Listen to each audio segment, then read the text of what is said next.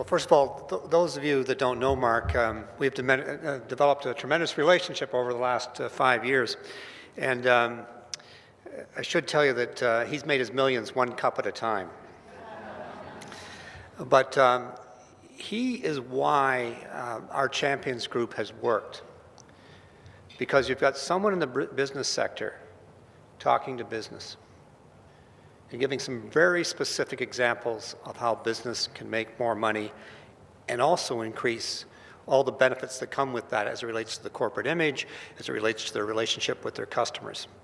That's why it's so powerful to hear his message, because that does make a difference when we can point to very clear examples.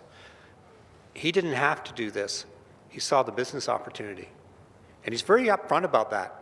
And when I was talking to you this morning about when I first launched the Mayor's Challenge, it was more based on sort of a charitable appeal to do the right thing. But over the 5 years, we've been able to demonstrate with a number, and the one example we use from the US all the time is Walgreens, and how they've embraced disability and intellectually challenged employment. And the warehouses that have led the way on that are the most successful warehouses. And if I can give you an example, one of the things I've found, most big corporations have excellent plans on disability, hiring, and employment. Excellent plans put together by consultants. They just can't execute the plans. But they can point to the plan, and they can do the PR thing. And I see that all the time. Last year, Mark was inducted into the Canadian Disability Hall of Fame, and he asked me to be a guest at that. And the guest speaker was the president of a large Canadian corporation that shall remain nameless, Canadian Tire. And I have to tell you, I was shocked, because the presentation, Mark, was basically, I pulled myself up by the bootstraps. If you want to be a success in life, you can do that too. So I'm of Irish-Australian blood, which is a really bad combination. So I wrote to the president saying, we want to come and talk to you. We want this opportunity. What are you doing in your franchises? You're probably the best demonstration of a corporation that is from coast to coast that every Canadian knows about. And I didn't get a response, so I went back again.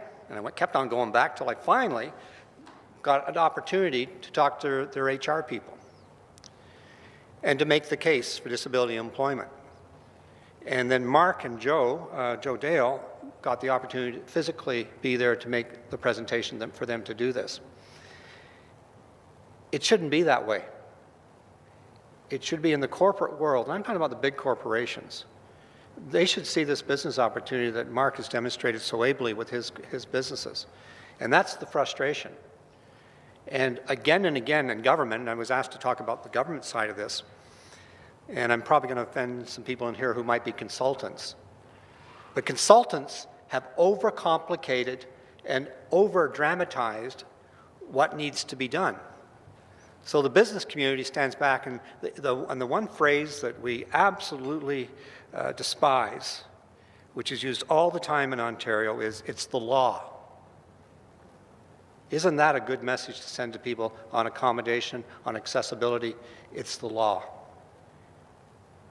It doesn't resonate, particularly in the business community. And in Sarnia's case, that's why we brought the business community in, to see it's an opportunity, it's a business opportunity that will benefit you and will benefit this collaborative community.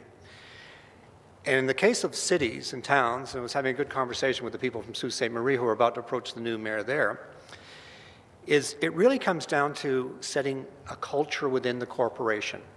And cities are corporations. We should have business-like practices, but we're not businesses, because if we were, we wouldn't be doing many of the things we do. But we are a corporation, and you need to set that culture. And about 3 years ago, I received this award from the HR Professionals of Canada. It's the first time I've ever given it to a non-HR person. And it was in front of 500 HR people down the street from here. And my first words to them was, I would not be receiving this recognition for the city I represent if it wasn't for HR people. And the key in the larger corporations, the larger businesses, the larger cities, is having the HR department embrace what you're trying to do. And if you don't get that connection, no matter what the mayor thinks, the city manager, it will not happen. And it's the same in any corporation. And I use Canadian Tire again. I'm not sure we made a lot of progress, but we did get the opportunity to present. But they could have a great Canadian story from coast to coast about inclusion in hiring if they took the lead. But it has to come from the top. It has to come from the top, whether it be an elected person or a corporate president or a small business person. And there is tremendous opportunity out there. And all the things that Mark talked about, we were chatting at the table here about, if you look at that brochure that we put out, Community Living did, about Sarnia, you can't tell there's anyone in that brochure who's disabled. You also see the front page is a picture of a couple of parks and recreation staff. And that's deliberate, because that was the place that there was the most fear about safety and knowledge of safety in the workplace. And I will tell you, with the students we have during the summer months, they're the best Ministry of Labor safety experts we have ever hired, because they're the ones keeping the so-called regular workforce on their toes.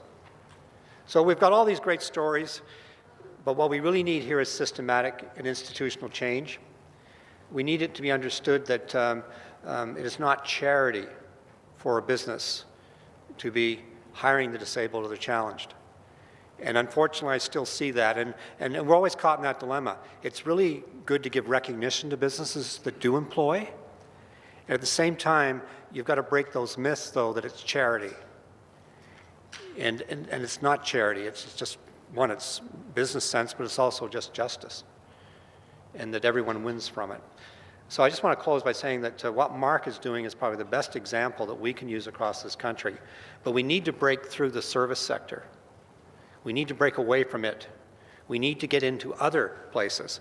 And I've just had a discussion in the last, I think, Mark, you're privy to some of this, with the new lead person with the Canadian manufacturing sector.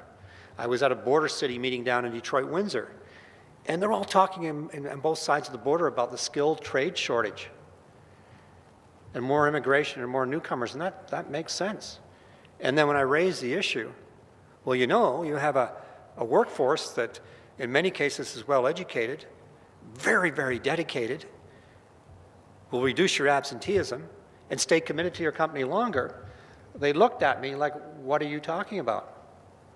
And then when I got into what I've just expressed to you in the last few minutes, all of a sudden it started to dawn on them, yes, there's opportunities in the manufacturing sector, which is still growing in this country and coming back.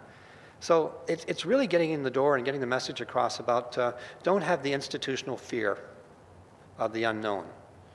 There are many examples of how to make this work. And if I can just finish, and I've said that a couple of times now, it's because I think at the leadership level of governments, federally, provincially, and municipally, it's sporadic on what we're doing. It's sporadic. It's individuals. It's not right across the system. You know, when you look at all these different things about the different programs and policies across this country, surely the leadership must be there to bring them all together in a compact and direct manner. We've overcomplicated how we're dealing with all these issues, often for good reason, but we've overcomplicated. What we need is a national strategy on the disabled. And we lost one of our best allies with Jim Flaherty, who worked so hard to give Mark and others the opportunity to make the case for disability employment. But we need that national strategy. And it's my hope with the new federal government, and I'm getting off to a little bit of a bad start because, as I said earlier, I did not see the word disability employment once in any of the mandate letters of the ministers. But what we need to do now is get their attention on this and get the message across that there's a huge pool of labor in this country that is disenfranchised, that is voiceless, except for some strong voices, that many of them in this room today, and that we need institutional, functional change. And that is what I hope what you're doing will lead to, but sooner than later. Thank you.